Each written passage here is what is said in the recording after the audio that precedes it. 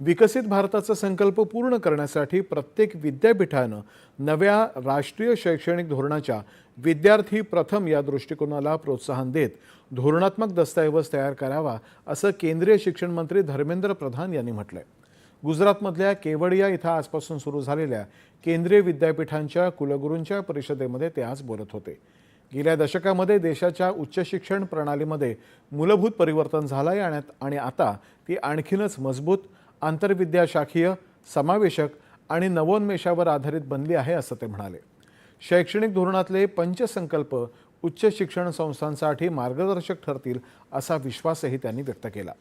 राष्ट्रीय शैक्षणिक धोरणाच्या अंमलबजावणीचा आढावा घेणं, मूल्यांकन करणं आणि विकसित भारत 2047च्या दृष्टिकोनाशी समन्वय साधणं हा या परिषदेचा उद्देश आहे। देशभरातल्या 50हून अधिक केंद्रीय विद्यापीठांचे कुलगुरू या परिषदेमध्ये सहभागी झाले आहेत। केंद्रीय गृहमंत्री अमित शहा यांच्या अध्यक्षतेखाली